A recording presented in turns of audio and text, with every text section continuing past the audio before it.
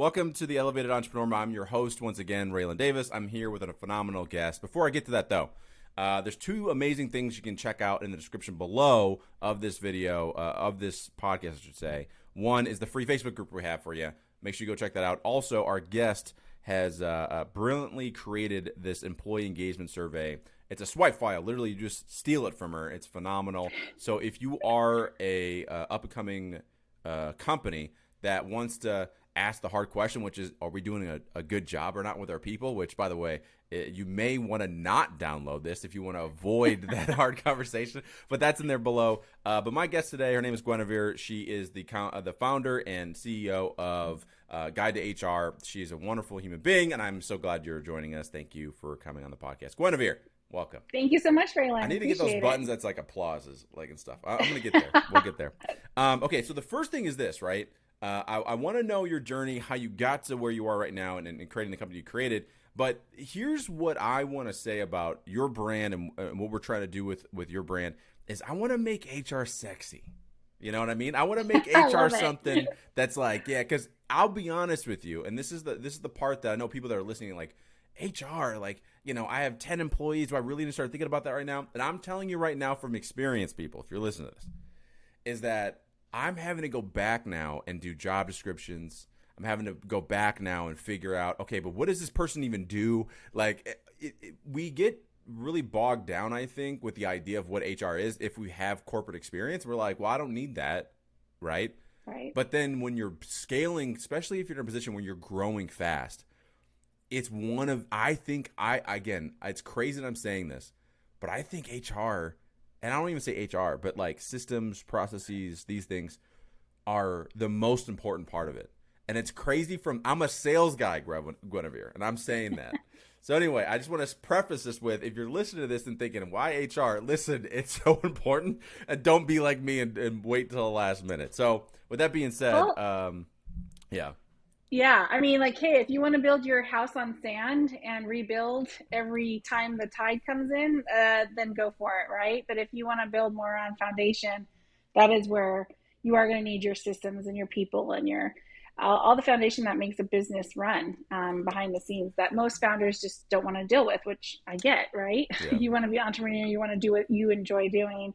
And that's where my business comes into place. So how did I get here? Well, I've been in the corporate world for almost 2 decades, and I loved every minute of it. I'm definitely an HR nerd at heart, and I feel sometimes really blessed that I feel like I'm playing a lot of times with what I'm doing. And I got to a point in my career where I was a victim, like so many others, during the pandemic, and I finally 2 years later, took a vacation, 10 solid calendar days off, and I came home and I looked at my husband and I said, my burnout has burnout and I need to take time off. So I took a pause, and thankfully I was blessed where I was able to do that. Not everyone can. Wait, so sorry to cut you off. I mean, by the way, I don't do this a lot, but like, was it the pandemic that gave you that pause to make you think about like where you're at versus like you were so busy that maybe you didn't think about it before? Was it that pause that made you realize that you were burned out? I think it was the fact that I was in a startup company, went from 120 employees to 600 employees in 2 years, went from about 12 million to 115 million revenue, IPO'd on NASDAQ, had an M&A deal. And when I started, there barely was an HR department to begin with. And so really building all of that out, I didn't put in the right structure for me to be healthy and to really be able to grow with that company and be in a place where I could mentally and emotionally and physically last. So when I had this vacation, which was actually a wedding. Can I ask another question? Yeah, go for it. Okay. So like when you say systems, like, do you mean outside of work or do you mean boundaries? Like, what do you mean by boundaries? Systems? Okay. Yeah. Thank you. Sorry. Yeah. Boundaries. I didn't put in proper boundaries for myself. I was working 12 to 14 hours average a day plus weekends, and there was just so much that needed to get done, and I was having so much fun. I kind of, in my mind, was like, well, I'm having fun, it's okay. Yeah. And then really, not really realizing, no, it's not okay. I do need to put in boundaries. Do need to have breaks. I do need to talk to my husband, talk to my family, talk to my friends, maybe pick up a book. I had to dust those off. Especially So for you, I would imagine, because again, now knowing you as an entrepreneur, you're still driven. Like you're a driven individual. mhm, And so for you to go, I'm going to half-ass this job isn't like, it's not a thing. Like, I can't do it's not it. like anybody who Mm-mm. had a gun to your head working 12 hours. Knowing you now, I bet that you were loving doing it. Like you did it. You know what I mean? Guilty, Like, 100%. Yeah, yeah. And there was a point in time where I told my husband, I'm like, not to equate myself to a dog, but can you please go and walk your wife? Like yeah. I had to have him like pull me away from it, and help me kind of create those boundaries. And I still like, I look back and I go, oh, I did a horrible job, and where can I improve on that in the future? Yeah. And so it wasn't until I kind of hit a brick wall of I was forced to stop because we had this vacation. It was my husband was in the wedding. It was a wedding in Mexico. We had to go. Oh, had to go. It was, it was Yeah. wonderful. And then, you stop and you're just like, oh man, I stopped. Oh, wow. And that's kind of when you're just on this merry-go-round. You're just going, going, going, going, going. Cause like, I am very much about getting things done and feeling accomplished and what's the next thing. And I don't necessarily stop and celebrate what I accomplished yesterday because I'm too busy trying to accomplish what I need to do for tomorrow. Hmm. And so, yeah, that was definitely a really big learning moment for me as a human being on needing to create boundaries and recognizing that as much as I am having fun, I'm not just that. I am a human being that likes to do other things. Yeah, no, it's so funny we're talking about this because a few different reasons. Well, for one, I've been reading this book, and I'm going to send it to you. I'm pretty much going to send it to, I think, everybody that I know because it helped me so much. And it was Kayla, my fiance's mom, was like, Raylan, you need to read this book. And it's funny because it's called Driven, and it's about this gene that like Navy SEALs, high-level entrepreneurs have, right? Long story short, they talk about this thing called NPY.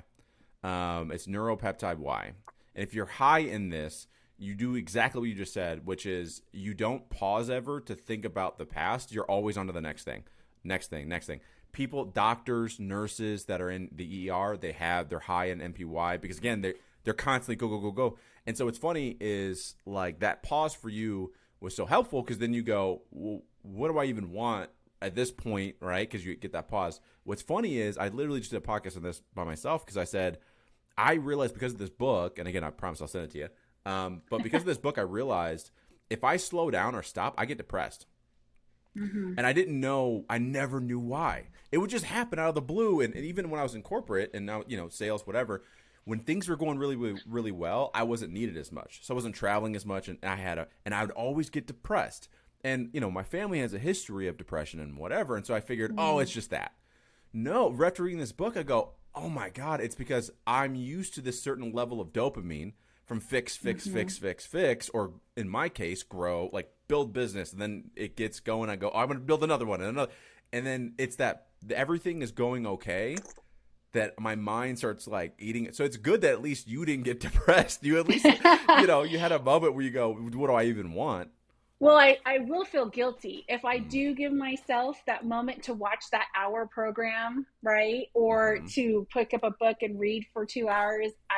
The first half an hour is probably me fighting the demons of you should be doing something else. Like you have too much Yeah. on your plate. There's so much you need to accomplish. Why are you sitting there doing nothing? And so I do struggle with that little inner demon of mine of like, it's okay to like take a break. It's you need it, right? And that's where I think personally that's where I struggle. Well, I think Like too, it's and okay. this has helped me now. Granted, like I am not here to tell people how to live their life and argue. Like again, I'm very honest about like where I fall short. But one of the things my mentor of mine, he grew like a really successful multiple $1 million business, and it's just two people. It's crazy. Not scaling through people, he scaled through money. So Yeah. instead of going, hey, I'm going to come and do this for this amount, he goes, now that's like 20x what it was, but he just won't scale with people. And so it's brilliant. He's a brilliant guy. Anyway, he told me a long time ago, Raylan, life isn't a marathon. It's a series of sprints followed by extreme rest. And I never got it until recently because what he figured out was if I'm constantly moving, even if it's a little bit, I don't have that time what you did, which was that break of going, what do I want? And so now we're trying to structure it where I go out of town once a month for even it's a 4-day weekend because I sprint, I'm go, go, go, go, go. And then now, like we recently went to Sedona here in Arizona. Beautiful. It's like, Yeah. energy work and it's very like, chill, And literally, it was nice because I sat by the pool, and it was a moment for me to go, do everything that we're building, do we want this? Do we actually want to do this? And yes, we do, hence why I'm still doing it. But it's nice at least to ask yourself, I think, every quarter, every month, whatever works for you, after the sprint of slowing down and going, do I even fucking want to do this? Is this for me? And then sometimes it'll be yes, and then sometimes it's a no. So anyway, you take this break, and then you realize, okay, this maybe isn't what I want to do. What happens next? Well, I take 2 months off, and I pretty much go into hibernation mode. You took a sabbatical. I took That's a sabbatical. Yeah, I did, and reassessed who was I without the title, who was I without the work, and what did I want. And what did you do for 2 months? You see my face? I'm like, what? I know. What did you do? Well, a lot of healing from my prior journey, because there was it was a very negative world. So a lot of healing from that. And I honestly, I look back and go, man, I wish I was more accomplished. I wish I could say, oh, I worked on my hobbies, or, oh, I got this done. But I pretty much like slept in. And I was what finally, well, not finally, I was what a lot of people had the unfortunate opportunity during the pandemic, which was to binge watch stuff. I hadn't even picked up a remote for over 2 years, kind of concept. So I started binge watching and catching up on TV and so forth. And just really I pretty much just turned my brain off. I completely unplugged from that perspective. I mean, I wasn't even engaging in any of my networking, my social events, nothing. I just pretty much I went dark. Yeah. Yeah. And then I came back up, and I was like, okay, I think it's time for me to come back to the world, and started looking, okay, well, I got it, bills are piling up. I got to start paying them, and started looking, well, what do I want? So I put everything I wanted in my next career, my next opportunity to look like, and what did that look like for me? And as I started interviewing, I was like, well, this company has 80%, this company has 70. There was just nothing I was seeing that really fit what I wanted. And I started kind of going, I wonder if I should go into the consultant world and dive into that. What does that look like? How can I even start doing that? And I was just really blessed. I had a friend who knew I was starting to look, and he's like, look, I don't have full time, but I need help with this. Can you do it? And I was like, yeah. And that was my catalyst for kicking off my business. And then from there, it was like, okay, well, I'm going to try this. I'm going to legitimately work to see if I can make this be a true business for myself. And it just honestly, as I started to create my website, I created my mission, vision, values. I created what the company was going to do and who we are as a company. It just flowed out of me. And I'm a math major. I don't like words. Mm-hmm. I don't like to write at all. Yeah. And it just basically pen to paper. And I think I might've had 2 reiterations of it, but ultimately what I initially put on there is what you can see on my website, and it just flowed. So did you know anybody that was a consultant before you decided to do it? Did you have anybody that you could had a blueprint or something like that you called and said, hey, how do you do this? Or did you just say I heard about this consultant thing, I'm going to try that? A little bit of both. I mean, I have a couple of consultants in my network whom I kind of leaned on and said, how did you start? What did you do? I really kind of reached out to my LinkedIn network, to people who would be open to kind of give me some insight in how they built their business. Most of the people I interacted and engaged with they built their business more in regards to a specific area that HR people would use, whereas my business is more in regards to a founder, a startup, a nonprofit, a small business owner needs HR.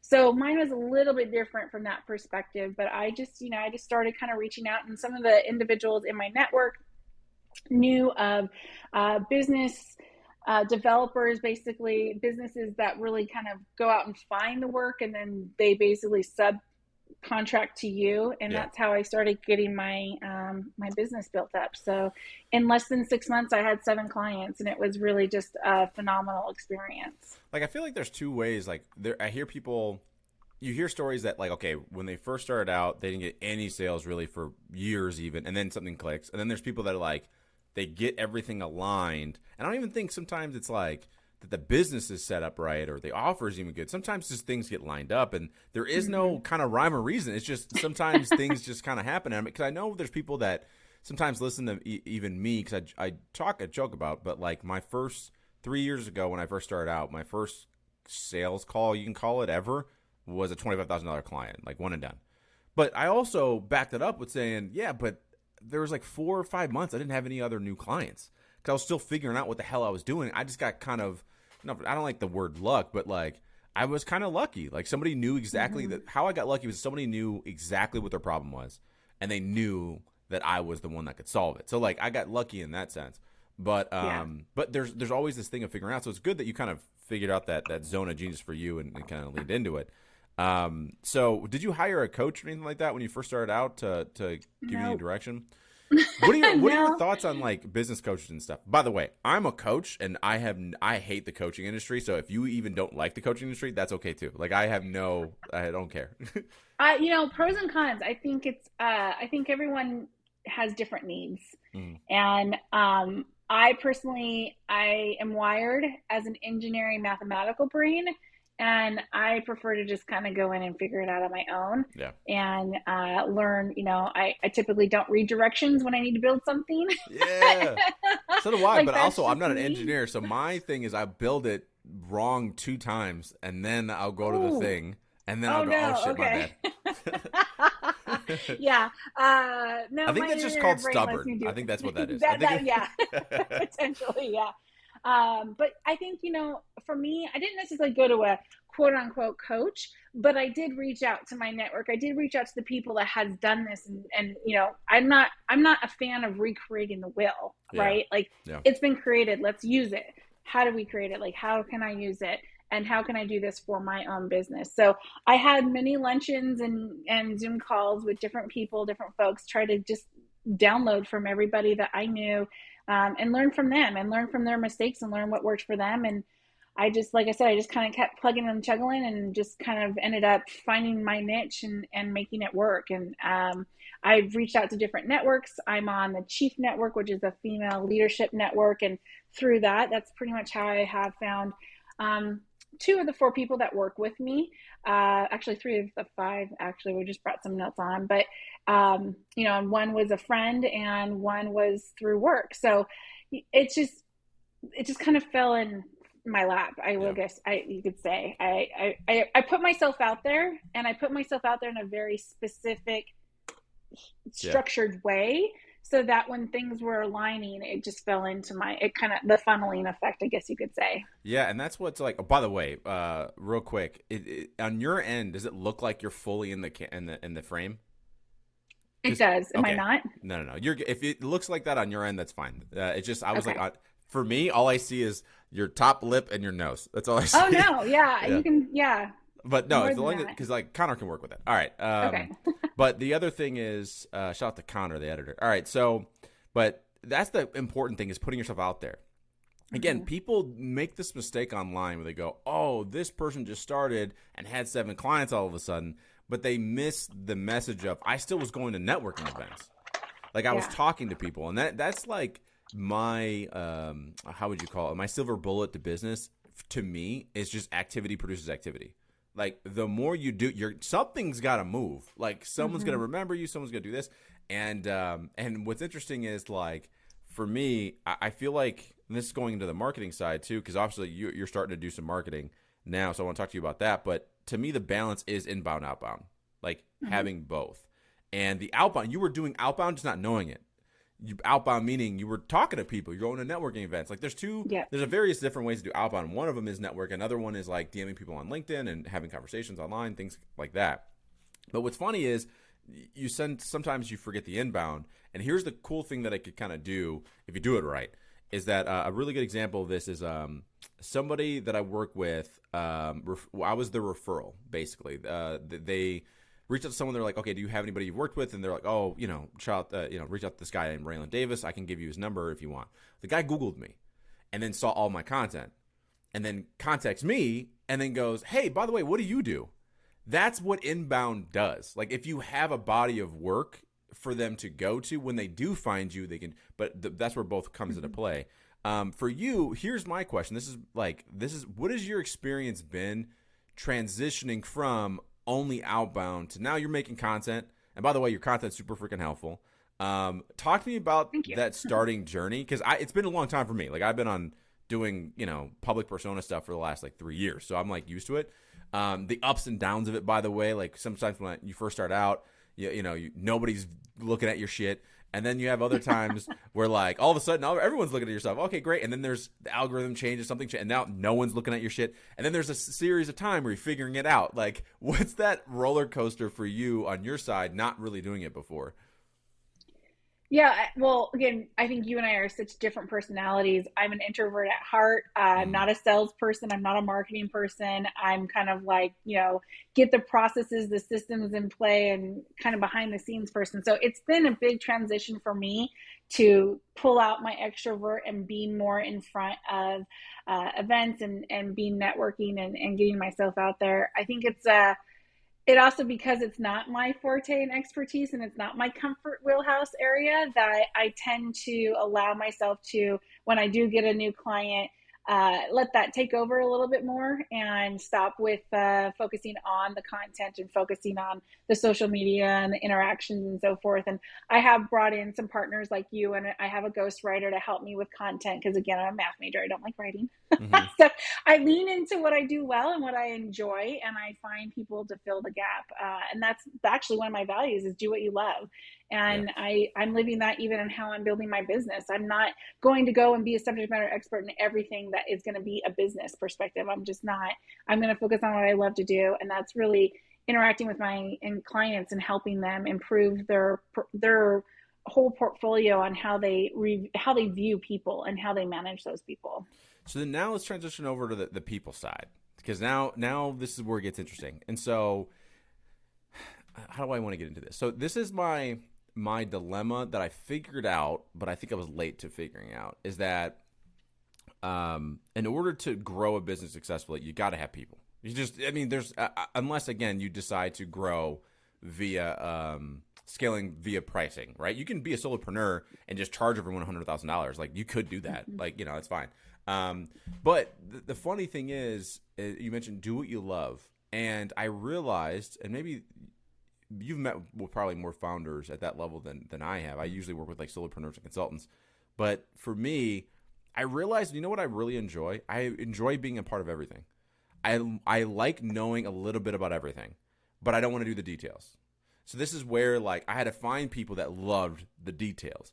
So I guess like the first initial question is, when you're working with a founder, how much of it is based on their personality, or is it kind of like almost cut and paste, here's what you got to do? Like, how does that initial process with a founder, let's say that has like 10 employees, they 20 employees, whatever, but they want to grow to that point where they have 100 employees? Because to me right now, I don't know what we want to do. And that's the next question of for what we do. Like, that's the next question of what do we want more clients or no? That's the first thing. But if we did, right, the idea of having 100 employees, I'm like, fucking Jesus, like that's crazy. Like, I don't know. Like, it just seems like I would need somebody I would need a COO, like a true, like, Oh yeah. 100%. But anyway, my question, I guess, is the question in there at all? Like, just Yeah. talk to me about that process, because again, it's interesting to me, because for me, it's a decision, it's a choice. Like, I could choose to stay where we're at, and again, just scale in price, and then cap it at like 12, and I don't need more people. But then there's another part of me, it's like, well, what if, is that a limiting belief that I'm putting in my head? Like, if it is, then fuck that. Like, we got to do it now. So anyway, talk to me about like maybe that process of scaling through people. Like, what does that usually look like? Yeah, I mean, usually when I'm talking to founders, they have made that decision, and they're already like, I'm not usually part of that predetermined, like, should I not? Yeah. So it's usually like, I've made that decision, and now I realize I don't know what I'm doing to make that into reality, and that's where they usually end up finding someone like me, come in and help them. What is that is needed to be put into place from systems and processes to actually then be able to implement that into reality, and making sure that you're doing it in a very succinct way where you're protecting what you currently have and the people you currently have on board while you are growing. And so that's, for me, it's more along the lines of what is the company doing and where do they want to go, and how can me and my team support them. And it goes back to, again, doing what you love doing. I've been on calls with founders where a lot of it's all about compliance. I have this issue from a compliance perspective and I don't know what to do. Great.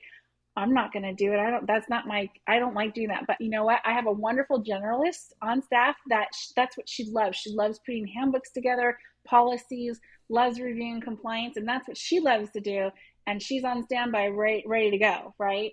I have a director who is very much a numbers guy and structured, and he loves to put things in place from like RFP and systems and tools. And he's very much like, not black and white, but fairly close to that, right? And then Hmm. there's me who like, I love just like, not daydreaming, but dreaming about what we could do and how we could get there. And yes, we do want to make sure we do it in the land of the law and making sure we're compliant. But where do we really want to go and how do we want to get there? You want to make it fun and have a culture that you're the best company to work for, right? Or whatever it is that you're trying to accomplish. And so through my team, we can pretty much cover everything that is in HR. Me personally, no, because again, I want to focus on what I love doing. Yeah. Well, this is where it gets fun. And I've had the fortune of knowing you for a while, and this is where I think we'll figure it out. It's just gonna come with time. And I was honest with you, like marketing you can't figure it out in a day, right? But this Right. is my dilemma with you is that you're not HR. Like you are, but because HR puts it in the head of, okay, she's gonna help me write the compliance side. That's initially what I Mm-hmm. think of, Put right? my Like job descriptions in place and make sure exactly. I'm paying people right and But on time. you're more on the system side. Like, if I'm hiring you, I'm not only gonna get job description, you're gonna help me figure out like, all right, what does even this person do? Like, do we Mm-hmm. need one person to do this or two people to do that? Like, you don't realize how important that is. Like, because we're doing it now on what we're doing because we have to, right? Like, how much? And this is the question that we had to figure out because we're at the startup phase, which was like, how many clients can you handle doing this job? Mm-hmm. And Yeah. I literally the direction I went with, Capacity planning. yeah, like that's a thing. Yep. Again, it's Yep. like, but that's why I get frustrated with your brand in particular, because I go, how do we articulate that in a succinct way? And the only thing we can do as of right now is fractional HR. Like that makes sense. I Mm-hmm. offload that. But we got to figure out a way, and you've been doing it for a while, so you probably know the frustration that I have with you. But it's like how do we bring in the systems part? Because as a founder, it's not sexy enough. This job description, I know Mm-hmm. I need it. But if as soon as we flip it and go, oh, but with the right system, we can scale faster. Oh, wait. Okay, talk Yeah. to me, right? Yeah. So I don't know. Yeah. I mean, the people you work with, Well, do they strategy, understand? right? Yeah. I mean, I think that that's where, from a general perspective of human resources, people operations industry, that's where the pandemic has actually done this industry a favor and really brought forward what the power of a strategic HR people operations advisor can do for a company. It's really, I mean, now there's even talk of like the companies are even looking at CHROs, CPOs as their chief HR, chief people officers to take over the CEO role. Now we're starting to get invited into the boardrooms. Like there is finally this realization that we bring more value than just making sure we're not just the oil to your machinery to make sure it runs, right? We actually are telling you that, oh, by the way, not only do you need to clean this oil, but you might want to change this oil. You might want to actually look at reevaluating where the oil goes and how it's being used and how frequently it should be. Like we're more than just the oil. Yeah. Is that kind of part of like now that again, we kind of I don't want to say forced, but we kind of forced you into the spotlight a little bit. Like, do you feel like now part of your mission is to change the way people think about HR? I don't think, no, I don't look at it that way. I mean, I certainly do feel like it's always been my mission to improve people's perspective and experience. I mean, I got off of a call with a prospective client and he was like, that was not what I thought that call was going to be. This was actually fun and I enjoyed talking to you. And that's never happened with another HR person. Yeah. My recent client that we just had, we finished an audit for them and basically told them, based off the audit, here's what the projects and areas we think you can improve. And having ended that call, he goes, that was not painful at all. I expected this to be so much more painful than it was. And you made it actually What pleasant. was the pain part that they were referring to? I think they had this perspective of like, oh, HR is going to come in and do an audit. They're going to tell me I have to do these compliant things. And Mm, like, I have to start like, maybe they need to start doing job descriptions and you're going to have to start doing X, Y, and Z. And we're like, no, you're actually really good. You're doing great things. And yeah, there's a little bit of compliance over here, but let's talk about these other fun things that you want to get involved in. You want to do more culture things. You want to be more like this kind of client. And so, just, and oh, by the way, if you decide to take the plunge and look for a different platform for your systems, your HR tech stack, we could actually make it more efficient and effective for you guys. And I think your employees would really love it and hear ABCY. And they're just like, wow, that's great. Like, oh my gosh, this wasn't painful at all. In fact, I'm really looking forward to working with you guys and implementing everything that you recommended. So, yeah. So, but changing perspective from that way. Yeah. So it's not less, because again, I think about HR differently now that I've met you, and it's very much more systems oriented. And I see you as a revenue driver, whereas HR I didn't see as a revenue driver before. And I honestly feel like, and maybe you know HR better than me, but when I think about the few HR people that I know, and I know this one, shout out to Natasha, she's so wonderful. Like when I was in corporate, she was like I loved her. And she was very and she was hilarious. I think I told you about her before, but she had this thick Russian accent, and so you can never tell if she was mad at you or if she loved you. Like it was very but she was, oh my gosh, she helped me out so many times. Especially dealing with in sales, you deal with HR a lot, because if I have to fire somebody, I'm like, hey, how do I not get in trouble for firing this person? Can you help me? So anyway, but with her, I felt like, and I can talk about this company because the company's gone, and they sold and whatever, but the problem with this company was they put handcuffs on her. She had so many great ideas to make the company better and so many ways to be more efficient. And even I started coming around to HR knowing her, because she would talk about revenue generating things. And I was like, I thought you were just HR. And so I don't know. I think when I see you, and this is why maybe I'm keep saying no, I think we are changing the way people view HR, because HR, the way that you do it, is a revenue generator. It's not just a thing you got to do, and it's I don't want to. As a founder, I don't want to deal with any of that stuff. The other day, Kayla was like, "Hey, we got to finish this job description." I'm like, just write whatever you want on it. I don't give a shit. Whatever you want to put on, just can they do whatever? And she's like, "No, we got to do it." I'm like, "I know we have to," because also, even if you're listening to this and you're thinking to yourself, I don't know if I need it. Even if the reason why we're doing all this stuff now is because I don't know what I'm going to want to do in 5 years. Maybe in 5 years I want to sell the agency. I don't know, right? I think in my head I'm going to do this forever, but also who knows? If somebody comes to me with the right number, I don't know. But in order to get the right number, though, you got to have your shit together. Yeah. You can't have stuff all over the place. And I think the worst thing is that we could do as founders is, and I'm learning this the hard way, is everything can't be up here. And that's where I think working with a company like yours, it's super helpful, because you can kind of help take some of that out of the founder's head and give it to the people who are actually going to fucking make that happen. Yep. Well, and think about it too. You've used job description several times in the call today, and I would say because I hate it. Because you hate it, right? But think about it this way, right? Think about the fact that you are asking someone to come work for you and just please go get XYZ done. Right? And then maybe they do, but what's the next thing? The job description is really setting an expectation on what that person is going to do for you. And it lets you start the relationship with that individual on the same path, so that you both know what is expected of each other and what you can expect from one another. And without that, basically think about it this way. Hey, I want you to go to Boston. Okay.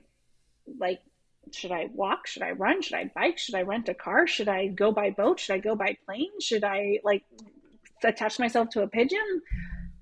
And when do you want me there? Do you want me there in one piece? Do you care if my hair is on fire? Right? Think about it from that perspective. You're giving that individual a roadmap of what you expect from them and how you're going to expect that. Right? And yeah, so next time someone gives you directions, it's a direction map is what it is. Yeah. And then on the compliance piece, it also helps you. So if you have to fire them. I think, let me ask you this. This is an odd question. At what point, because I know companies that are really doing very, very well, especially in the digital, I feel like the coaching, I'll say the digital entrepreneur space is this weird subset of business.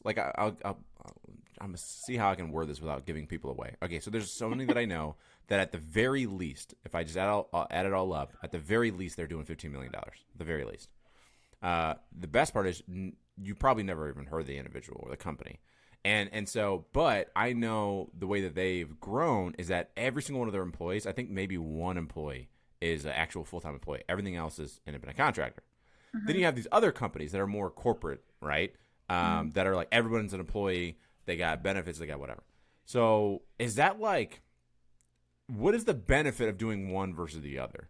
Like, is Legal there? compliance. I mean, that would be my first thing. The individuals that are running a business with all of their individuals being consultants, depending on where they are in the country, it might not be legal. I mean, think about what California, I'm in California, what California has done to Uber and Lyft, and the fact that those drivers are no longer independent contractors, that situation, right? That whole change of how you treat someone in your business is how you need to look at if they're an employee or not. So that's kind of part one. And it could be even that fact that, well, they're not working full time. Well, they could still be a part-time employee. Are you giving them equipment? Are you giving them training? Are you telling them what to do? Are you telling them when to do it? Are you telling them how to do it? Those are all things in which that is considered an employee, and there's other characteristics as well. So you got to be careful that you're within the law, or maybe you just don't give a damn and you'll wait until the law comes at you and then you deal with it at that point in time. That's completely up to each business owner's decision. I think that it also depends on where you want to grow and how you want to grow. I think that before the pandemic, it was really hard to find consultants because people really were attached to the only way to work is to be an employee. And I think through the pandemic, that has shifted to be, oh, it's okay. I can be a 1099 contractor. I can work my own hours. I can have a side gig. I can do it this way. It doesn't have to be a W-2 employee situation in order to be able to feed my family and keep a roof over my head. So there's been a shift of that as well. And what do you see that? Yeah, where do you see that going now? Like now that like that's happened, because I've seen a huge rise. And listen, also this is why we still have like the Elevated Coach Academy, is to support. I know for a fact, especially during the recession, the upcoming recession or depression, whatever you want to say. I don't know. I'm not a whatever. And but I know there's gonna be a bunch of people that are like, man, fuck this. I'm gonna do this on my own. And just like I did. And so that's why we were building that up again and relaunching it, because we want to support them to get started. With that being said, though, like I get the sense that there's going to be a new wave of individuals that are like, well, I'm not ready to be an entrepreneur, but what if I just freelance a whole bunch? Like it's not quite, it's the opposite of quiet quitting. It's like quietly overworking, like where people have like 5 jobs. Right, because they don't have to do whatever. So I don't know. It goes with quiet quitting though too, right? People will have their job, and they'll quietly sit there and do the minimum basic they need to do from their 9 to 5 job so that they can go and spend the rest of their energy doing their side gigs, which I think is really harmful for everybody involved in that situation. But, to each his own. I think, the freelancing would be probably what we'll pick up more, because it is hard to just stop that corporate paycheck and wait until you can get some revenue brought in from your own company and own consultant. If you have that freelancing, you kind of, it's that bridging that until you can get to a point where you have so much work from freelancing, you can go ahead and stop with your day job. But it ebbs and flows. I mean, part of me does wonder if, with the economy shift, does the first thing that a corporation that I'm relying on is the first thing that they're going to do is probably target those contractors, because they don't want to lay off their employees, right? So the first cost is going to be the contractor cost. Now, you can think of it the other way. Maybe they don't have a lot of employees, or maybe they were just about to start bringing on employees. Well, now they can't, but they still need some business done. Well, I'm going to go ahead and bring on a consultant to at least get something, right? Like that fractional work or that project completed. So you could look at it both ways. And no one is a fortune teller, of course. So I think it'll be interesting. I think that this is partly why corporations are having a hard time finding workers, right? Because workers have gone off and done their own thing. They've decided to make their own company, and employers do still need employees to do the job. It is cheaper to some extent. I mean, obviously you have to think about the fact that as a contractor, you have to pay for your own taxes. You have to pay for your benefits. You don't get paid when you're taking time off, and so are you really getting enough work that's a full 8-hour day? Or maybe you don't need to because you're charging so much. But those are all factors in which, as an employee, you're not really thinking about. Your employer is paying your taxes. You are paying your taxes through your paycheck. They're paying a portion, maybe all, in some cases, of your benefits. They're paying for you to take time off and not do anything. and all the other things that come along as being an employee. So there's pros and cons to both sides. Yeah, because also like I've been on. I can see why this individual in this company does all independent contractor because they're very much like, can you do the job? Yes, do the job. If you can't, we're gonna find somebody Exactly. that can. That's And I get that. Trust me. The more like, but on the flip side though, like I think the more, and it's also a preference probably too, but it's like I want people that are bought in, and there is a level of like skin in the game when you're an employee. Like it's more formal. Like I'm here, and ideally I'd like to be here more for of the a next commitment, right? Yeah. Like as a contractor, I could come and go and do what I want. As an employee, I've made a commitment to give my time and my energy to that employer. Yeah, I have this weird thing about this quiet quitting thing. I don't quite understand it because it's like just don't work there. Well, you know what's so funny? You know? Honestly, it's kind of a interesting thing because I feel like recently, in general in life, people have to put labels on it. But you know what? Quiet quitting has actually happened before, has been happening since before you and I were born. And it really, all it is just, it's someone who isn't giving their full attention to their job and giving them the job all that they can. Obviously, within a boundary perspective, but like actually doing all they can. And I think quiet quitting, they just finally put a label on it, but it's been happening since. How do you, from the HR perspective, how do you prevent that? Like, because I had this issue again back when I was in corporate, where first and foremost, it's this weird nuance to it because I had this individual that was on the sales team. We would consider them like a C player, like a B player, B minus. We'll call it a B minus, B minus.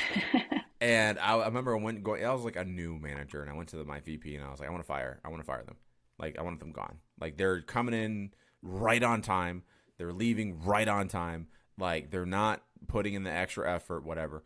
And I remember he goes, he's like, well, is the individual getting like a sale a day? I said, yeah. And he goes, you need them because your A player who brings in 20 this day may have nothing tomorrow. That's just the way, the A players are. So there is something to be said about someone that just like is just, not calling it in, but is showing up and is doing the work, but they just have no interest in grinding it. Mm-hmm. But then you have people that are just flat out fucking like, I'm just here to collect a paycheck. Right. So I guess like, is it the culture that creates that? Like, how do you prevent? No, I kind of look at that scenario as that person who's your B minus or even B plus.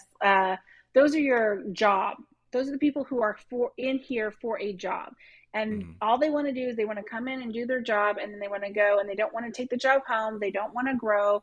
They just love what they do, or it's enough for them because they want to focus on other things, whether it's because they have family or they love to travel or they either have hobbies, whatever it might be. And so I look at those individuals as those are people that just, they're here for the job.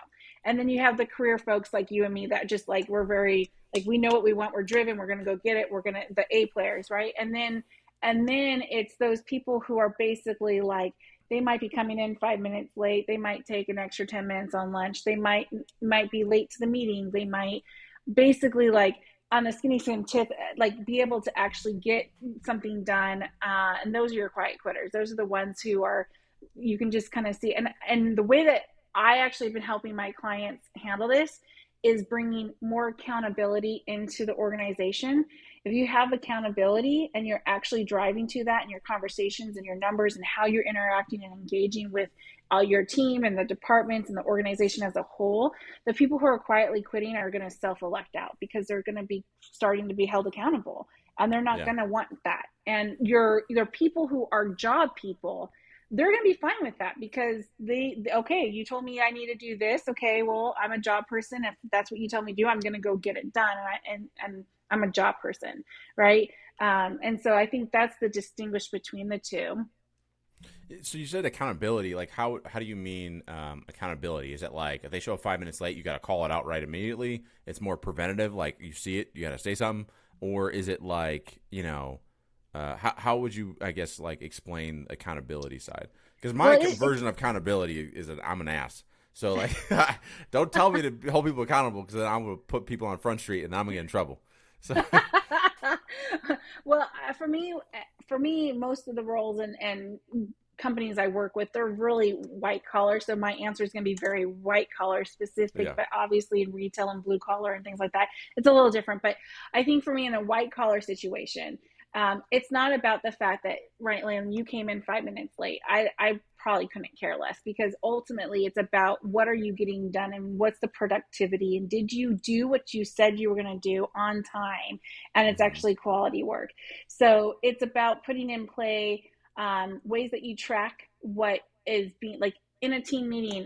There's one department where it's not a department that has numbers. It's not like a sales marketing department. It's not something that I can track the productivity by numbers. So what I recommended to the department head was, well, you have a weekly meeting where you have calls of actions based off of the conversation in the meeting, and people own those actions. And then let's start putting due dates on those. Let's actually start tracking that. Did they get it done in time? Was it, how many days was it late? What, and then, maybe you want to add in a rating of how well it was done, right? Maybe an 8 to, like a 1 to 5 or something like that. And you can actually start tracking the productivity of the team, even though your team may not necessarily be a number specific. Like, you're not producing something, you don't have numbers from your sales calls or whatever it might be. So that's one way of doing it. And Yeah. it's The really other, about holding people accountable to what they agreed they were going to do, and making sure you put a deadline on that. I could yeah. say I'm going to run a marathon. Great, awesome, I'm going to go run a marathon. But if I didn't ever say when, I'm going to wait until I'm 80. You know Yeah. what I mean? Like, I just, Yeah. like, if I say, oh, I'm going to run a marathon this year, great. Okay. It's got 3 more months left. Have you signed up? Have you started training? Like, what have you done to prepare to run the marathon? Right. And so those are the things in which, if you don't have it, it's an OKR basically. Yeah. Everything you do through actually creating what are your key results, and you have those drivable measures, and you put that in place, and it really does stick. Yeah, because I think the reason why I've struggled and thinking about these things is because I come from sales. Like, sales is easy. Did you do the calls? No. Yep, Okay. exactly. Did you get the Yeah. sale? No. Okay. Like, it's like very, but in these other things, I think you're right in that having clear objections, and what I love, objective, not objections. That's a sale thing. Um, but one of the things, so I don't feel as bad now, because one of the only metric that I check is that, did you do what you say you're gonna do? That's Mm-hmm. it. Like, I Yeah. don't even care about anything else. Even with our academy, with our coaches that we work with, it's like every week on Monday we go, what are you gonna do this week? And if you don't do it, it's that thing of alignment of going, you said you're gonna do this, you said you want this. These things are not aligned. Help me figure this out, because I don't Yep. get it. And I, like, famously have said, like, my biggest issue with people, and the thing that drives me nuts, is when people say, I want this, I want to be the next manager, or I want this kind of money. Like, I still do sales consulting, and I was working with some clients and some of the reps there, and we had this sit down conversation. Like, okay, you've been here for X amount of years. Like, what do you want? Like, and again, be crazy. I don't care. Like, I'm not the CEO. I'm the consultant. Like, tell me whatever you want. And they're Yeah. like, I want to make this amount of money. And I go, in order to make that amount of money, you got to bring in this amount of sales. You got to, get to the point where you're a manager, so on and so forth. And what was interesting was when you start to track their behaviors, it was nice going back to them and saying, hey, you notice the difference here? And then we get to have a really honest conversation to go, your behavior is telling me you don't want that. So let's figure out what you really do want, right? And Yep. then we can kind of figure that out. But is there anything else that you want to give to the people or talk about before we jump out of here? Because also, too, like, selfishly, if you could tell, this podcast is more for me. I'm just super interested in what everybody does. But I know that there's people out there, either A, like me, or like, I have somebody that, like, listens to our podcast who's like a VP of sales, and he helps manage these people, and I know for damn sure he could use some of your help. So that's selfishly, I'm like, yo, hit her up. But anyway, Yeah, exactly. Anything else you wanted to talk about? I think then you also have to think about, if you hold people accountable, what are the ramifications if they don't meet it, right? So, I told you I was going to run that marathon at the end of the year, and I didn't do it. If there's no ramifications for me not doing it, then what does it matter if I keep my word next time or not, right? Yeah. And I think, too, accountability is more than just meeting the deadline. Accountability is being honest with yourself and your manager or the team that, hey, I said I was going to do this, but I'm not going to make it. And here's why. Here's the roadmap. Here's the roadblocks I have. I need Being help with proactive. this. Like just Yeah. being, yeah, proactive and being honest with the team that this is not reality anymore. I'm not going to make this deadline unless I get XYZ, or maybe we just need to reevaluate what that project looks like. And just, always staying on in front of it. Right. And just being a part of the team and not being the part of the issue. Yeah, to me, it's like if more people like took ownership, that's my only thing. It's like Mm-hmm. if you screw something up, and whenever you come to me and go, Raylan, I fucked up, and here's how I fucked up, and here's how I'm gonna fix it. I'm like, I don't even care. But the second Yep. that you screw up, and you want to put blame, well, you didn't. I'll go, oh, nope, I'm good. Like, no, that's not okay. And I think we honestly, it's because it's funny because we think that, oh, if I own up to it, then I'm gonna get fired. No, like I'm telling you from experience. And again, I can't say all managers, all leaders are like this, but for me, I'll let you screw up all the time if you just come to me, and then we Yeah. can figure it out together. And it means you actually care. But I don't, I don't know. I don't know. It's interesting, but I think again, I'm really appreciative of what you're doing. And also, I love, and again, for those that are listening, make sure you check out this link that we're going to put in the description, this engagement survey, because I think people would be pleasantly surprised. And I love from a marketing standpoint of why this is the thing you want to give to people, because I think people would be surprised to find out that their teams are not as happy as they were. I was just talking at last story, and then I promise we'll jump out of here because I know that I told you we'd be done in an hour, but there was someone I was talking to recently, and they interviewed their team, and they're like, I don't know, this is a waste of time. Everyone loves working here. Like, I don't know why. And every single thing they got back was like, this place sucks. It wasn't what we thought it was. It wasn't like we're completely away from the vision as when I originally came in as an employee, and it was just all. And he was like, I was blown away. I had no idea. And because again, I think when you're the the founder, the CEO, or whatever, it's really easy to be so vision driven that Mm-hmm. you forget about the people. Let's be honest. Sometimes you forget about the people. Like we do. Like I'm Yeah. not gonna. And then you get to the point. Like I remember my favorite time ever in my old company was I had a really great sit down with the CEO, and he got some real bad feedback from really bad feedback from the employees. And I asked him a question, which by the way, Gwenevere was so stupid. Like I was just like I wasn't even the VP. I wasn't even like a high executive at this point. Like I was just like a manager. Like I was a nobody basically. And I asked the CEO. It was his fault for sitting in my office and chopping it up with me. But I was like, hey, how did it feel when like all those people were basically saying like that this place sucked, and like how did that make you feel? And he goes, well, I always knew, because he's very like analytical person, and he was like, well, I always knew because we couldn't bring money and because of this, and this, of course, like if we paid for this, it would do this, and he was very. And I go, no, stop. I asked you a question. How did it feel? And he goes, I'm not gonna lie, Raylan, it sucked. I hired those people. That hurt my feelings, and they're right. And I was like, yes, but again, I think it was in those moments you could tell that he went into fix it mode. Mm-hmm. Right? He was like, well, we got to move this number. We got to do this. Like, versus just going and saying, shit. All right. Like, and it's so true. Like, I think I do that. I have a team of like 6, and I even am like so focused, and I'm like, crap, I should probably reach out and ask them how their day is. What's wrong with me? Yeah. The biggest thing I see founders mistakenly do is they don't bring their employees, their team along with their decision-making process and Mm, bring them along in that journey. They just go from, hey, we want to get up that mountain. I'm already here. Why aren't you here? I had no idea you wanted to climb the mountain. We were fishing at the sea yesterday. Like, why are yeah. we up in the mountains in snow, right? Like, there's that disconnect of, because typical founders and entrepreneurs, they're always thinking ahead. We talked about this earlier, right? We talked about how you and I are like, we don't celebrate our successes because we're too busy thinking about what we need to do tomorrow. And not bringing along the team and into that journey is where a lot of founders end up missing the boat on that, and getting to a point where you create a culture of chaos, really, because Yeah. you're like 20 miles ahead of them, which is where you need to be as the founder and the leader. You need to be thinking forward, but they're the ones behind you doing everything that needed to be done to get yesterday's work done and working on towards today's work. And yet you and I are 2 weeks, 2 years, 10 years ahead of them, right? So it's just bringing them along that journey that a lot of founders just forget to do.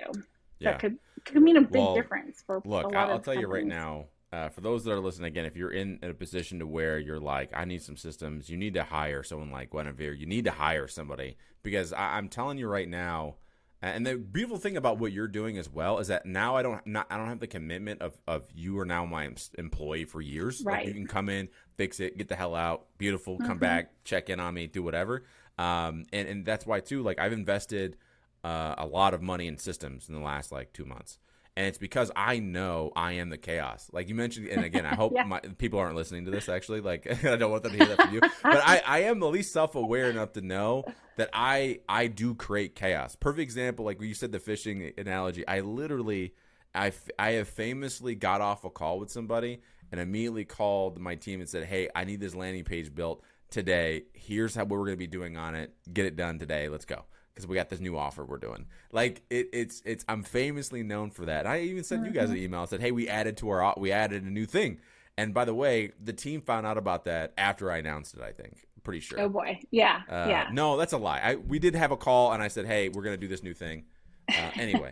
So yeah, I had to bring somebody in, but also, like, I think for me, personalities do matter, because the person that I brought in will call me out of my bullshit, which is I need that. Like, she's very. Oh, absolutely. You founders need people who are not yes sirs, yes ma'ams, right? You need people who are going to be your partner and say, no, that's a bad idea. But go the extra strength of, no, it's a bad idea because of this, and here's where you really want to go. And be that mentor, be that sounding board, be that partner with you from that perspective. And that's exactly what we offer. And going back to what you were saying earlier, my goal is to come in and have you fire me, like, say goodbye to me nicely, of course, but because I did my job, I got you set up from a foundational, and maybe that means that you grew enough where you could bring on a full-time person, or maybe that means that you are where you want to be and you have the right foundation and you're just sailing along smoothly. And if a storm comes along, then you can call me. But until and if that ever happens, like, you're good to go. So that is my goal.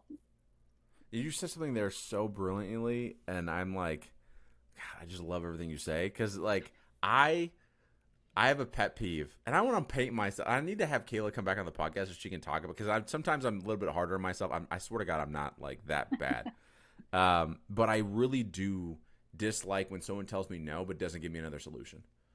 I don't know why, and maybe I need to go to therapy. But like, if you tell me no, great, give me another solution. You don't have one? Cool, we're doing what I'm saying then. Because we can't do nothing. That's not an option. I'd rather screw up and have us like do whatever than in anyway. So I'm gonna definitely have you back on, and also I got to introduce you to who we had on the podcast last week.